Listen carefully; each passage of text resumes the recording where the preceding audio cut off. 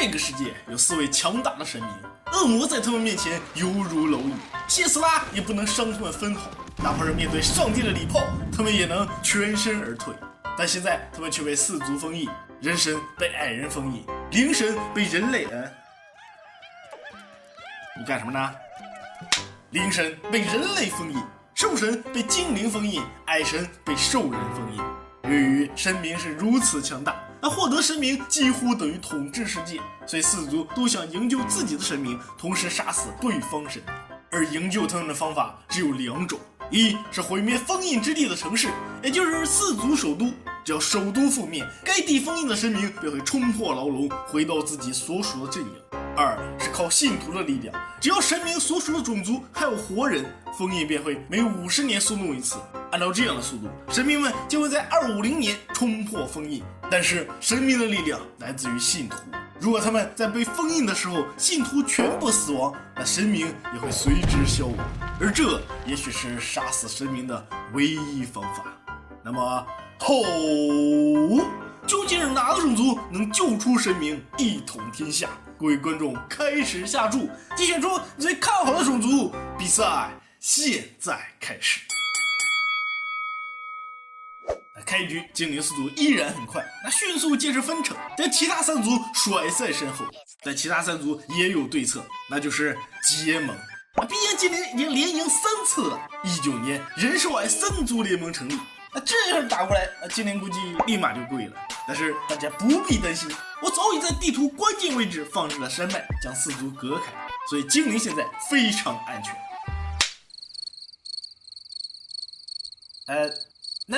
那将错就错啊，给你们放点箭塔吧，我称其为箭塔防线。但就在这时，矮人突然代表联盟宣战精灵，3族大军齐聚精灵帝国。一旦精灵被灭，兽神将重出江湖。面对3族大军，精灵无法抵挡，就连箭塔防线也无济于事啊！果然没什么用。精灵分城被攻陷，就连首都也摇摇欲坠。兽神超级开心，因为他马上就要解放了。然后战争结束了。在精灵首都只剩下6个人的时候，41年联盟解散了。我猜是兽族提出来的。目前国力排行，人类第1，兽人第2，矮人第3，精灵垫底。作为世界第1，人类自然是要找点事做的。人神还在矮人帝国受苦，所以让我们宣战兽人吧。人口是250对160，优势在我。但众所周知，兽人前期无敌。冰封纪元降临，一同被冰封的还有人族的未来。兽人很快就打到了人类家门口，还好有箭塔防线可以顶一顶，人类暂时安全了。但这时矮人帝国宣战人类，完了，这下死定了。但箭塔防线依然坚挺，因为人类军队他也在努力，他们依靠箭塔顶住了兽矮2族一波又一波的进攻。只要箭塔还在，一切都会好起来的。不！这下人类真的死定了。但天无绝人之路，兽王竟然愿意跟人类谈和。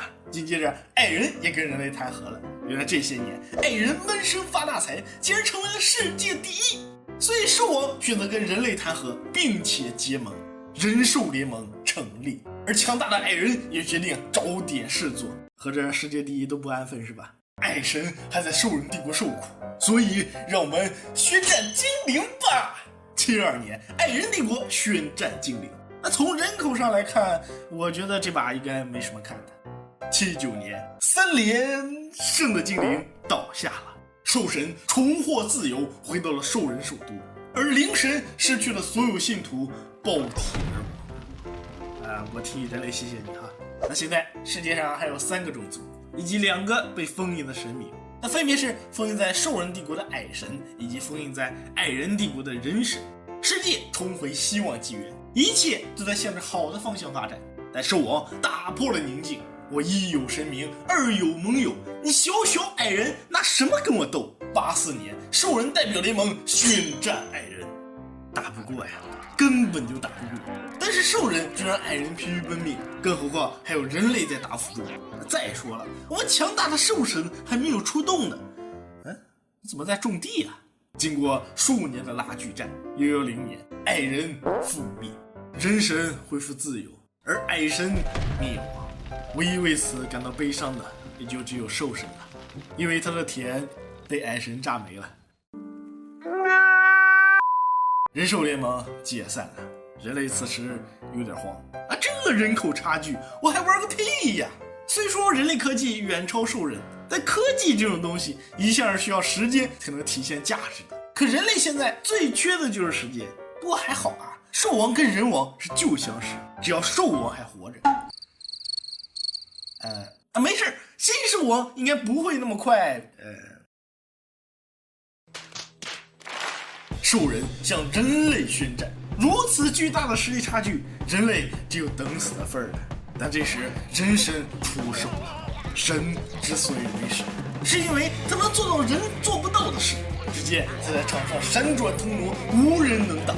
雷犯的兽人全都死在了他的长枪之下，天空因为他而变为血色。这就是神的力量。弱小的兽人哪见过这阵势，纷纷吓破了胆。大铁的汉国紧急独立，我跟兽人帝国没有关系，你打他就不能打我了哦。那如果只是叛乱也就算了，关键是为什么兽神也跟着一起叛乱了啊？现在兽神是大铁的汉国的一名普通平民，并且沉迷种田，而我不理解。人神从中央大陆杀到兽人三角大陆，又从三角大陆杀到兽人帝国首都，最终在人神和叛军的围攻下，156年兽人帝国覆灭。这一战人神斩杀399人，这是个什么概念呢？兽人帝国全盛时期的人口也不过如此。人类帝国信心十足，虽然他实力只排第3，但是我有人神。人类帝国宣战大铁的汉国啊！我记得兽神好像住这儿吧？是的，没错，并且被人类帝国宣战后，大铁的汉国的国王当场就被吓死了。临终前，他让位给兽神，希望他能保护兽人，毕竟能打败神明的只有另一位神明。这边人神已经出动了，依旧是所向披靡，大铁的汉国危在旦夕。就在这时，大铁的汉国国王出手了，来人正是兽神的儿子，兽神铁木真。他遗传了兽神的超级血量，血量高达1万多点，但是依然不够看，最终被人神和禁卫军联合斩杀。那果然还是要兽神出马呀！但是他，我尼玛，那怪不得刚才大铁的汉国国王是你儿子呀！感情你又叛变了。现在的他是图川酋长国国王，那不愧是神明，到哪儿都能混得开。失去了兽神的支持，大铁的汉国覆灭了。目前世界上只剩下3个国家，拥有人神的人类帝国，拥有兽神的图川酋长国，还有这个路人甲。但这时兽神竟然想要宣战，此刻沉迷种田的他终于觉醒了，他要带领兽人走向胜利。188年，图川酋长国宣战人类帝国，人神依然霸气侧漏，但这次敌人真的太多了。一些兽人用自己的生命牵制住了人神，为队友争取时间，而这些兽人直接攻入人类帝国。人类帝国经过连年的战争，兵力严重不足，他们早已习惯人神的存在，面对突然出现的兽人军队，他们竟然无法反抗。197年，人类帝国灭亡了，但没有完全灭亡。在这场浩劫中存活下来的还有人神和2个孩子，一个叫梦魇，一个叫宁如何。看着人类最后的火种，人神发誓一定要保护好他们。199年，2个孩子长大了，他们重建了人类帝国，人神也褪去了战甲，成为了人类帝国的村长。这次他想用另一种方式守护人类，在人神的保护下，人类帝国蒸蒸日上，未来可期。但是兽神却再次宣战人类帝国。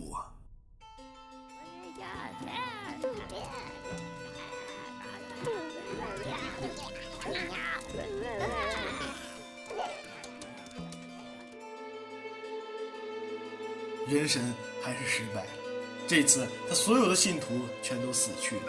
虽然现在的他早已不在封印之中，就算信徒全都死去，人神也不会灭亡。但同样不会灭亡的，还有他对兽人的恨意。他开始屠杀兽人，长枪每动一次，就会有一个兽人死去。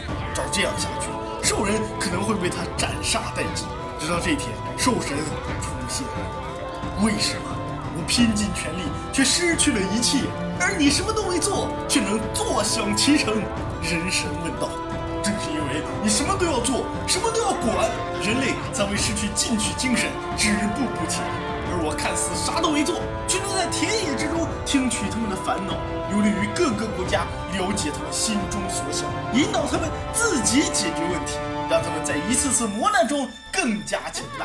你懂了吗？我懂你。陷入仇恨的人神根本不听，因为就是兽神亲自下令训练人类帝国，夺走了他所有的信徒，还有那2个孩子。于是兽神设计了一个决斗场，决斗场一边是次元裂缝，凡是被打入次元裂缝的东西都会被撕碎，就算是神明也不例外。来决斗吧，赢家将获得这世间的一切。兽神说，但如果你赢了，请不要对我的子民下手，所有的罪责就由我一人承担。人神没有理由拒绝，他只想干掉兽神。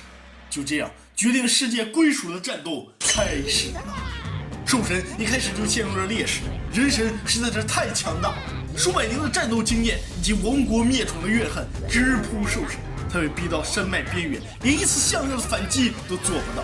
这样下去，兽神可能会被人神活活打死。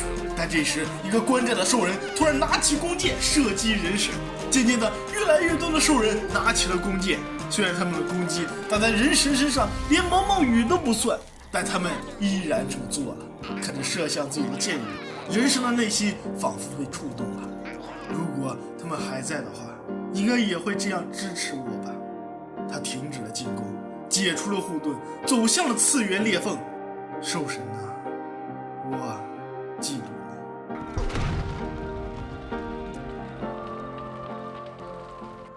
兽神活了下来，一个小兽人跑过来说：“神呐，我们获胜了，世界是我们的了。”兽神抬头看了看这个世界，饥荒、灾害、分裂、战乱，但最后他看到了希望。不，这世界是你们的，而我要为你们